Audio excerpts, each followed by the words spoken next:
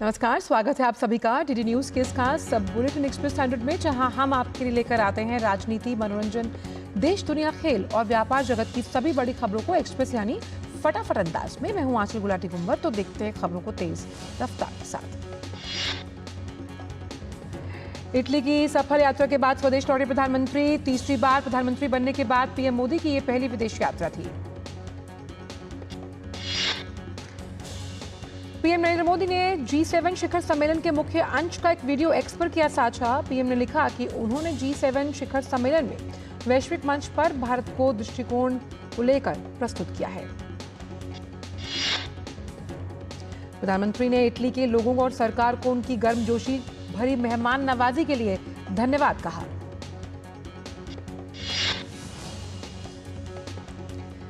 G7 शिखर सम्मेलन में हिस्सा लेने के अपने अनुभव को सोशल मीडिया प्लेटफॉर्म एक्स पर साझा करते हुए प्रधानमंत्री ने लिखा, अपुलिया में G7 शिखर सम्मेलन में बहुत ही उत्पादक दिन रहा।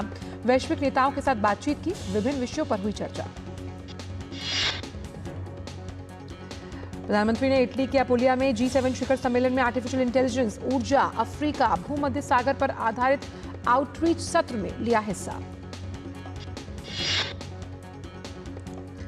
प्रधानमंत्री ने अपने संबोधन में एआई के क्षेत्र में अंतर्राष्ट्रीय शासन के महत्व पर दिया बल। का भविष्य में भी एआई को पारदर्शी और जिम्मेदार बनाने के लिए सभी देशों के साथ मिलकर करते रहेंगे काम। प्रधानमंत्री ने कहा कि ऊर्जा क्षेत्र में भारत का दृष्टिकोण उपलब्धता, पहुंच, सामर्थ्य और स्वीकार्यता जैसे 4 सिद्धांतों पर है आधारित। प्रधानमंत्री ने कहा कि हमने मिशन लाइफ यानी पर्यावरण के लिए जीवन शैली की शुरुआत की। इस मिशन पर आगे बढ़ते हुए 5 जून पर्यावरण दिवस पर एक पेड़ मां के नाम अभियान की शुरुआत की गई। प्रधानमंत्री ने कहा कि 2047 तक विकसित भारत का निर्माण करना सरकार का संकल्प। प्रधानमंत्री ने कहा कि हमारी प्रतिबद्धता है कि समाज का कोई भी वर्ग देश के विकास यात्रा में पीछे ना छूटे। प्रधानमंत्री ने कहा कि हमें गर्व है कि भारत की अध्यक्षता में G20 ने अफ्रीकी संघ को स्थायी सदस्य बनाया। अफ्रीका के सभी देशों के आर्थिक और सामाजिक विकास, स्थिरता और सुरक्षा में भारत योगदान देता है और आगे भी देता रहेगा। G7 शिखर सम्मेलन के दौरान प्रधानमंत्री ने से मिलने के लिए सभी सदस्य देशों के राष्ट्राध्यक्षों ने दिखाई गर्मजोशी। भारत को इस सम्मेलन के आउटरीच सत्र में हिस्सा लेने के लिए आमंत्रित किया गया था। प्रधानमंत्री ने G7 आउटरीच शिखर सम्मेलन में भाग लेने के निमंत्रण के लिए पीएम मेलोनी का धन्यवाद दिया और शिखर सम्मेलन के सफल समापन के लिए उनकी सराहना की। प्रधानमंत्री ने ब्रिटेन के प्रधानमंत्री ऋषि सुनक के साथ द्विपक्षीय बैठक की। दोनों राजनेताओं ने सभी क्षेत्रों से हुई प्रगति पर प्रसन्नता व्यक्त की है। प्रधानमंत्री और फ्रांस के राष्ट्रपति इमैनुअल मैक्रोन ने द्विपक्षीय बैठक के दौरान रक्षा, परमाणु, अंतरिक्ष, शिक्षा, जलवायु कार्रवाई, डिजिटल सार्वजनिक बुनियादी ढांचे, कनेक्टिविटी और राष्ट्रीय संग्रहालय साझेदारी जैसे सांस्कृतिक पहल और जन भागीदारी को बढ़ाने में सहयोग पर की चर्चा। प्रधानमंत्री ने जापान के प्रधानमंत्री फुमियो किशिदा के साथ भी मुलाकात की। प्रधानमंत्री ने कहा कि उनके तीसरे कार्यकाल में भी जापान के साथ संबंधों को प्राथमिकता दी जाती रहेगी। प्रधानमंत्री ने G7 शिखर सम्मेलन के इतर इटली में अमेरिकी राष्ट्रपति जो बाइडेन से मुलाकात की और कहा कि भारत और अमेरिका वैश्विक भलाई को आगे बढ़ाने के लिए मिलकर करते रहेंगे काम। G7 शिखर सम्मेलन में सभी सदस्य देशों ने लोकतांत्रिक सिद्धांतों और मुक्त समाज, सार्वभौमिक मानवाधिकारों में अपने साझा विश्वास को दोहराया। गृहमंत्री अमित शाह ने शुक्रवार को नई दिल्ली में गृह मंत्रालय के वरिष्ठ अधिकारियों के साथ जम्मू कश्मीर में सुरक्षा स्थिति की समीक्षा की। गृहमंत्री अमित शाह ने जम्मू कश्मीर में सुरक्षा स्थिति और अमरनाथ यात्रा की तैयारी की समीक्षा के लिए 16 जून को एक बैठक बुलाने का निर्देश दिया है। राष्ट्रीय स्वयंसेवक संघ के सरसंघचालक मोहन भागवत गोरखपुर में आज उत्तर प्रदेश के मुख्यमंत्री से करेंगे मुलाकात। आपको बताएं कि गोरखपुर में कार्यकर्ता विकास वर्ग और संघ शिक्षा वर्ग सम्मेलन चल रहा है। आंध्र प्रदेश की एनडीए सरकार ने हालिया प्रशासनिक फेरबदल के तहत आईएएस अधिकारी जे श्यामला राव को तिरुमाला तिरुपति देवस्थानम टीटीडी के नए कार्यकारी अधिकारी के रूप में किया नियुक्त। मुख्यमंत्री एन चंद्रबाबू नायडू ने टीटीडी के पिछले प्रशासन पर भ्रष्टाचार और कुप्रशासन का आरोप लगाते हुए तिरुमाला प्रशासन के शासन को शुद्ध करने की बात कही। ईद उल जुहा और मोहर्रम शांतिपूर्ण तरीके से संपन्न हो, इसके लिए यूपी पुलिस पूरी तरीके से मुस्तैद। मुख्यमंत्री योगी आदित्यनाथ के आदेश के बाद से पुलिस प्रशासन एक्टिव मोड में। मेरठ जोन के एडीजी ध्रुवकांत ठाकुर ने कहा कि ड्रोन के जरिए क्षेत्र की मॉनिटरिंग की जाएगी, जिससे ईद का पर्व सौहार्द और भाईचारे के साथ मनाया जा सके।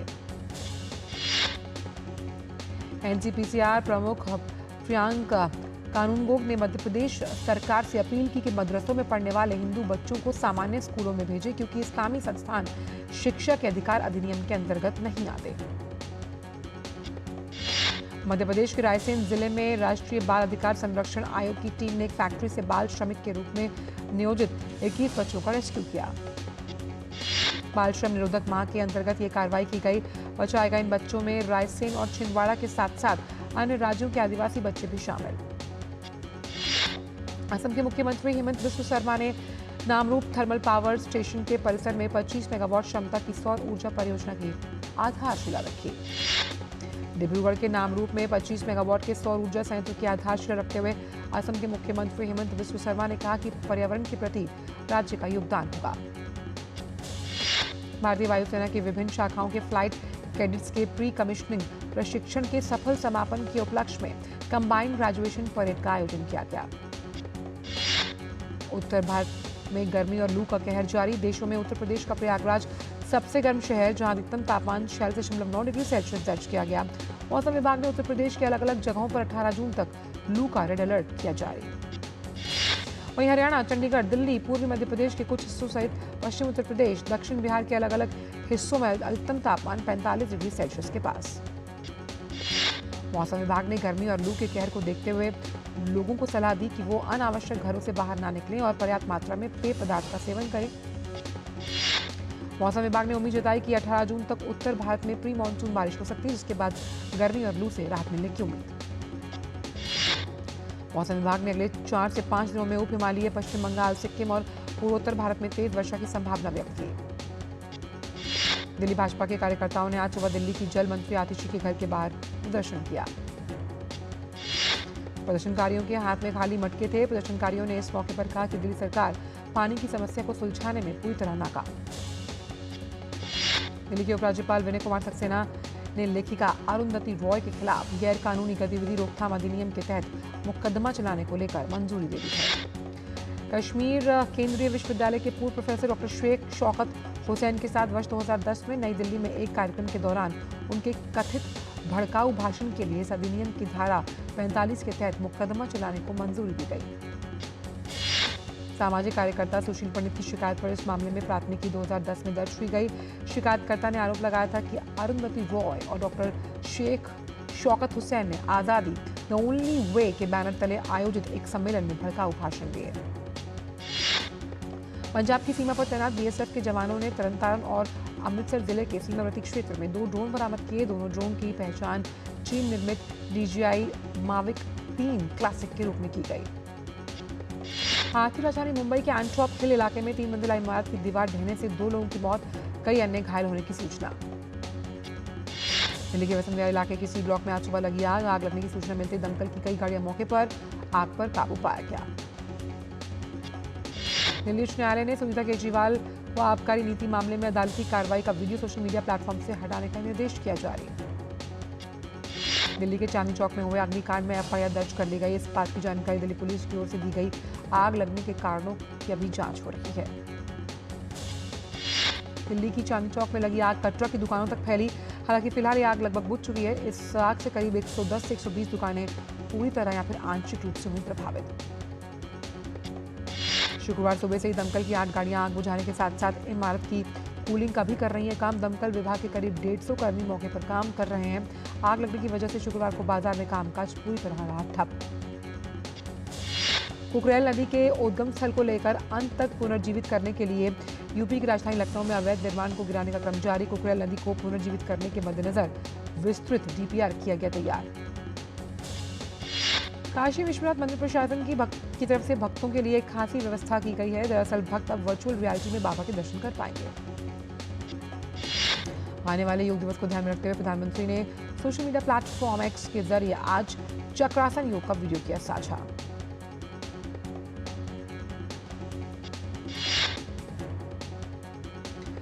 सिरिल रामाफोसा को 283 वोटों के साथ सांसदों द्वारा फिर से चुना गया। वहीं दोबारा अब राष्ट्रपति बनने पर सिरिल रामाफोसा ने खुशी जताई।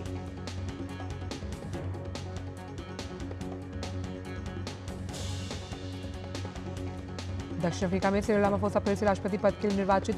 रामाफोसा की पार्टी अफ्रीकन नेशनल कांग्रेस ने डेमोक्रेटिक अलायंस के साथ यूनिटी सरकार बनाने पर सहमति जताई। वक्त एक ब्रेक का। सर, आप बहुत लकी है कि आपके बेटे ने हेल्थ इंश्योरेंस और बाकी सारी फॉर्मेलिटीज टाइम से पूरी कर दी है। मेरा बेटा?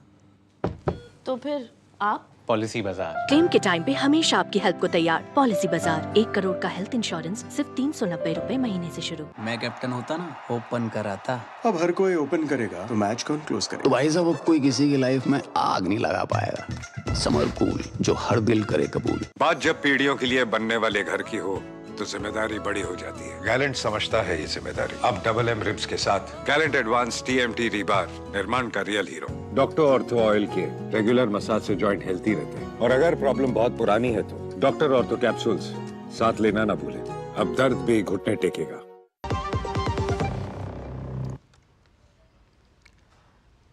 ब्रेक के बाद सभी का स्वागत। रुक करते हैं अन्य खबरों का एक्सप्रेस अंदाज में।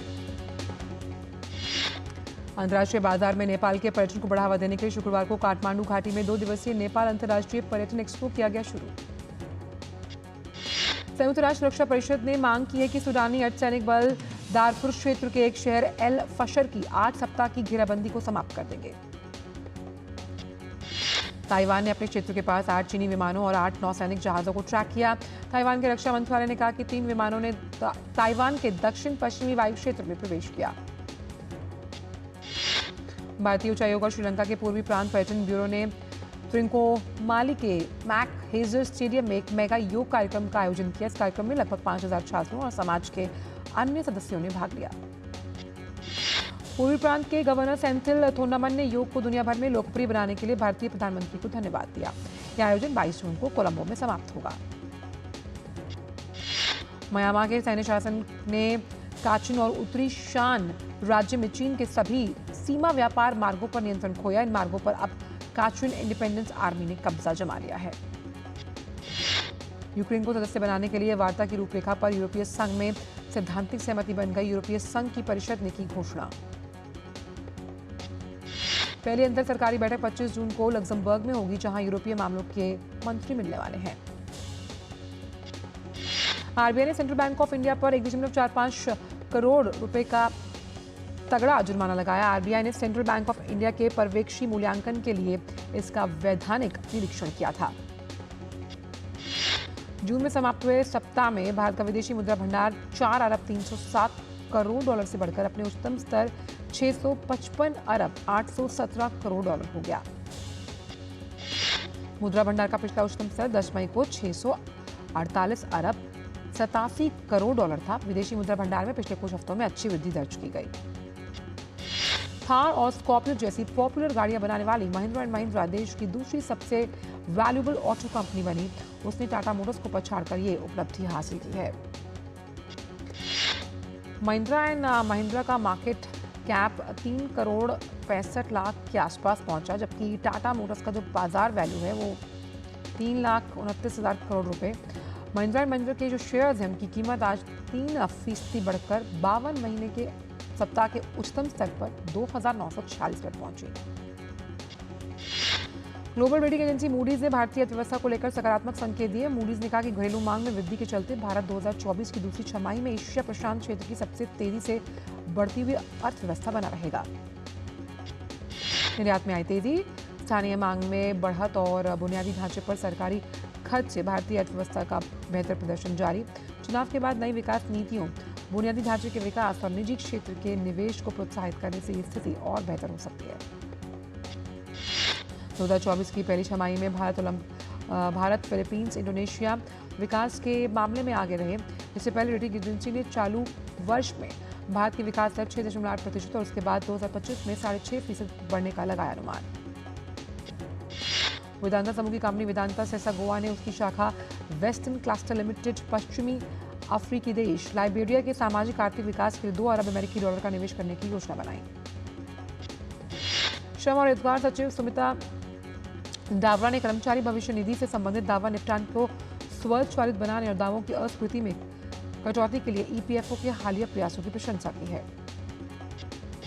इटली से भारत रवाना होने से पहले अमेरिकी राष्ट्रपति जो बाइडेन, जर्मनी के चांसलर ओलाफ शोल्ज और जापान के प्रधानमंत्री फुमियो किशिदा से मिले प्रधानमंत्री सभी नेताओं से द्विपक्षीय संबंधों की मजबूती पर चर्चा की। दक्षिण अफ्रीका में सिरिल रामाफोसा फिर से राष्ट्रपति पद के लिए निर्वाचित। रामाफोसा की पार्टी अफ्रीकन नेशनल कांग्रेस ने डेमोक्रेटिक अलायंस के साथ यूनिटी सरकार बनाने पर सहमति जताई।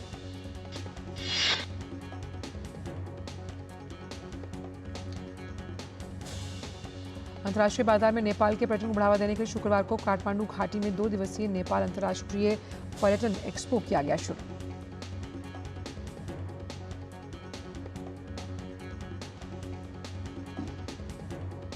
संयुक्त राष्ट्र सुरक्षा परिषद ने मांग की कि सूडानी अर्धसैनिक बल दारफुर क्षेत्र के एक शहर अल शफर की 8 सप्ताह की घेराबंदी को समाप्त करे, जहां लड़ाई के नरसंहार की चिंताओं को जन्म दिया गया है।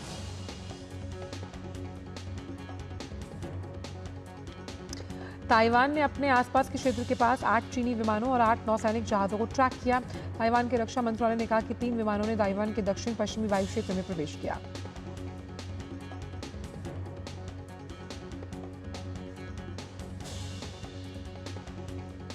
भारतीय उच्चायोग और श्रीलंका के पूर्वी प्रांत पर्यटन ब्यूरो ने त्रिंकामोली के मैक हेजल स्टेडियम में एक मेगा योग कार्यक्रम का आयोजन किया। इस कार्यक्रम में लगभग 5000 छात्रों और समाज के सदस्यों ने लिया हिस्सा। पूर्वी प्रांत के गवर्नर सेंथिल थोंडामन ने योग को दुनिया भर में लोकप्रिय बनाने के लिए भारतीय प्रधानमंत्री को धन्यवाद दिया। आयोजन 10 दिवसीय योग महोत्सव का हिस्सा है। वक्त एक ब्रेक का। सूरत के कांस्टेबल रामचंद्र भाई का जज्बा, एथलेटिक्स के खिलाड़ियों को दे रहे हैं मुफ्त कोचिंग। तो दिव्यांग द्रौपदी बनी कई लोगों के लिए मिसाल, दोनों हाथ ना होने के बावजूद कर रही है कमाल। तो कहीं चल रही है वंचित तबके के बच्चों को शिक्षित करने की मुहिम। होंगी और भी अच्छी खबरें, देखिए मेरे साथ गुड न्यूज जज्बा इंडिया का।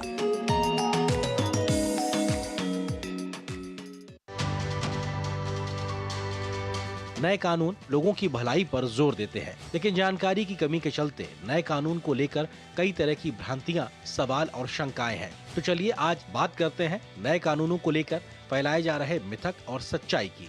बड़ा मिथक देशद्रोह को लेकर है कि राजद्रोह का नया रूप देशद्रोह है। असल में औपनिवेशिक शासकों द्वारा अपनी सत्ता मजबूत करने के लिए लागू की गई राजद्रोह की धाराओं को हटा दिया गया है। सरकार के प्रति नफरत पैदा करने वाली अभिव्यक्तियों को अपराधीकरण से परे रखा गया है, जबकि देश की अखंडता की रक्षा। ब्रेक के बाद का स्वागत। रुक करते हैं खबरों को एक्सप्रेस अंदाज में। मुंबई में आज से शुरू होगा मुंबई अंतर्राष्ट्रीय फिल्म महोत्सव। सप्ताह भर चलने वाले इस महोत्सव के दौरान 59 देशों की 314 फिल्में की जाएंगी प्रदर्शित। पहली बार 18वां मुंबई अंतर्राष्ट्रीय फिल्म महोत्सव अन्य शहरों में भी किया गया आयोजित। मुंबई के साथ साथ दिल्ली, कोलकाता, चेन्नई और पुणे में भी समांतर स्क्रीनिंग की जाएगी। कार्तिक आर्यन की फिल्म चंदू चैंपियन रिलीज हो गई। फिल्म का निर्देशन कबीर खान ने किया। फिल्म में कार्तिक आर्यन और विजय राज मुख्य किरदारों में चंदू चैंपियन मुरलीकांत पेटकर की इंस्पायरिंग कहानी है। गुजरात हाईकोर्ट द्वारा रिलीज पर रोक लगाए जाने के बाद यशराज फिल्म की महाराज नेटफ्लिक्स पर नहीं आ रही। गुजरात उच्च न्यायालय ने एक हिंदू संप्रदाय के सदस्य की याचिका के बाद इसकी रिलीज पर लगाई थी रोक। मुंबई बेस्ड एक सराफा व्यापारी ने राज और शिल्पा की कंपनी पर धोखाधड़ी का लगाया आरोप। मामला मुंबई के सेशंस कोर्ट पहुंचा। पृथ्वीराज कोठारी नाम के व्यापारी ने शिल्पा और राज पर वादा न निभाने का लगाया आरोप। बॉर्डर 2 रिपब्लिक डे 2026 को रिलीज। मेकर्स ने इसकी ऑफिशियल अनाउंसमेंट कर दी। फिल्म 23 जनवरी 2026 को वर्ल्ड वाइड होगी रिलीज। सुशांत सिंह राजपूत की कल चौथी डेथ एनिवर्सरी थी। सुशांत की बहन श्वेता सिंह ने इमोशनल पोस्ट शेयर कर लिखा, तुम्हें गए 4 साल हो गए, आज तक पता नहीं चला उस दिन क्या हुआ था। अक्षय कुमार की इस साल 4 फिल्में आ रही हैं। 11 अप्रैल को बड़े मियां छोटे मियां रिलीज होकर पिट चुकी। वहीं अब 12 जुलाई को सरफिरा, 15 अगस्त को खेल खेल में और 20 दिसंबर को वेलकम टू द जंगल आएगी। राजकुमार राव, श्रद्धा कपूर, पंकज त्रिपाठी, अभिषेक बैनर्जी, आभा शक्ति खुराना स्टार फिल्म 3-2 इस साल 15 अगस्त को थिएटर्स में होगी रिलीज। नवाजुद्दीन सिद्दीकी, अतुल तिवारी की फिल्म रोतू का राज का ट्रेलर रिलीज। फिल्म रोतू का राज 28 जून को ZEE5 पर स्ट्रीम होनी शुरू होगी, जो कि सस्पेंस कॉमेडी मूवी है। फिल्म में सिद्दीकी इंस्पेक्टर दीपक नेगी का रोल निभा रहे हैं। वाणिज्य मंत्रालय एक ई प्लेटफॉर्म ट्रेड कनेक्ट शुरू करने की तैयारी में। इससे निर्यातकों को अंतर्राष्ट्रीय व्यापार की साझेदारी और सामंजस्य स्थापित करने में मिलेगी मदद। UIDAI ने आधार कार्ड की जानकारी अपडेट करने की समय सीमा को 14 जून 2024 से बढ़ाकर 14 सितंबर 2024 किया। इससे लोगों को अपने आधार कार्ड में दर्ज बायोमेट्रिक जानकारी, जनसांख्यिकी जानकारी को अपडेट करने के लिए अतिरिक्त समय मिला। विदेश के 4 एक्सचेंजेस ने भारत में कारोबार करने के लिए संदिग्ध वित्तीय लेन देन की जांच करने वाली राष्ट्रीय agency financial intelligence unit India से इजाजत मांगी। जबकि भारत ने इसी साल की शुरुआत में 9 क्रिप्टो एक्सचेंज पर रोक लगा दी। ये एक्सचेंज बाइंस, कुकाइन, वाबी, क्रिकेन, गेट.io, बिटस्टैम्प, MIXC, ग्लोबल बिटिक्स और बिटफेनिक्स हैं। रेटिंग एजेंसी मूडीज ने कहा कि घरेलू मांग में वृद्धि के चलते भारत 2024 की दूसरी छमाही में एशिया प्रशांत क्षेत्र की सबसे तेजी से बढ़ती हुई अर्थव्यवस्था रह सकता है। मध्य और दक्षिण चिली के भारी बारिश की वजह से एक व्यक्ति की मौत, 4000 से अधिक लोग बेघर, हजारों घर क्षतिग्रस्त। सबसे ज्यादा प्रभावित क्षेत्रों में मोले, नुबल, बायोबियो और अराउकेनिया शामिल। स्पेन के मर्सिया में भारी बारिश के कारण कई स्पेनिश शहरों में आई बाढ़। मेलोर्का की राजधानी पाल्मा के हवाई अड्डे पर बाढ़ के पानी से भरे रनवे पर विमानों को उतारा गया। फ्लोरिडा में आए तूफान के बाद पानी को रोकने के लिए सैंडबैग का इस्तेमाल किया गया और अपने सामान को बाढ़ से बचाने की कोशिश की गई। राष्ट्रीय मौसम सेवा के अनुसार सभी पूरे दक्षिण फ्लोरिडा में बाढ़ की चेतावनी जारी रहेगी। अमेरिकी राष्ट्रपति जो बाइडेन और यूक्रेन के राष्ट्रपति जेलेंस्की ने 10 साल के एक द्विपक्षीय सुरक्षा समझौते पर हस्ताक्षर किया। समझौते का उद्देश्य रूस के हमले के खिलाफ यूक्रेन की रक्षा को मजबूत करना और यूक्रेन के नाटो सदस्यता को इसके करीब लाना है। इटली में आयोजित G7 शिखर सम्मेलन से इतर हुए समझौते का मकसद भविष्य में अमेरिकी प्रशासन को यूक्रेन का समर्थन करने के लिए प्रतिबद्ध करना। यूक्रेन के राष्ट्रपति ने समझौते को ऐतिहासिक बताया। ICC T20 विश्व कप में दक्षिण अफ्रीका ने किंगस्टन में खेले गए रोमांचक मुकाबले में नेपाल को 1 रन से हराया। मैच में दक्षिण अफ्रीका ने पहले बल्लेबाजी करते हुए निर्धारित 20 ओवर में 7 विकेट पर 115 रन बनाए। जवाब में नेपाल की टीम 20 ओवर में 7 विकेट पर 114 रन बना पाई। ICC T20 विश्व कप में त्रिनिदाद में खेले गए एक अन्य मुकाबले में न्यूजीलैंड ने युगांडा को 9 विकेट से करारी शिकस्त दी। इस मैच में न्यूजीलैंड ने टॉस जीतकर पहले गेंदबाजी करने का लिया फैसला। यूरो 2024 में मेजबान जर्मनी ने 10 खिलाड़ियों वाले स्कॉटलैंड को 5-1 से हराते हुए प्रतियोगिता में शानदार आगाज किया। फ्लोरियन विट्स ने मैच के 10वें मिनट में टीम के लिए पहला गोल किया। T20 वर्ल्ड कप में USA बनाम पाकिस्तान मुकाबले के बाद अमेरिकी खिलाड़ी हरमीत सिंह को उनके प्रशंसकों का ही नहीं बल्कि भारतीय क्रिकेटर्स का भी खूब समर्थन मिला। ICC T20 विश्व कप में आज भारत का मुकाबला कनाडा से। भारतीय टीम पहले सुपर 8 के लिए क्वालिफाई कर चुकी है। ये मैच फ्लोरिडा में खेला जाएगा। T20 विश्व कप में अमेरिकी क्रिकेट टीम के खिलाड़ी मिलिंद कुमार भारतीय घरेलू क्रिकेट का जाना पहचाना नाम। दिल्ली और त्रिपुरा की रणजी टीमों में भी मिलिंद बेहतर अवसरों की तलाश में अमेरिका चले गए थे। T20 वर्ल्ड कप में USA बनाम पाकिस्तान मुकाबले के बाद अमेरिकी क्रिकेटर सौरभ नेत्रवलकर रातों रात स्टार प्लेयर बने। इतना ही नहीं, रोहित कोहली का विकेट लेकर उन्होंने साबित किया कि उनके अंदर भारतीय टैलेंट है। ICC T20 विश्व कप में शनिवार को भारतीय टीम अपनी आखिरी ग्रुप मैच में कनाडा के खिलाफ भारतीय टीम पहले ही सुपर 8 के लिए क्वालिफाई कर चुकी है। ये मैच फ्लोरिडा में खेला जाएगा। रोमांचक मैच में दक्षिण अफ्रीका ने पहले बल्लेबाजी करते हुए निर्धारित 20 ओवर में 7 विकेट पर 115 रन बनाए। जवाब में नेपाल की टीम 20 ओवर में 7 विकेट पर 114 रन बना पाई। भारतीय टीम पहले T20 विश्व कप के सुपर 8 के लिए क्वालिफाई कर चुकी है। वहीं कनाडा ने 3 मैच में 2 हार के साथ अंतिम 8 में अब वो बाहर है। एक्सप्रेस 100 में इतना ही। दीजिए इजाजत, नमस्कार।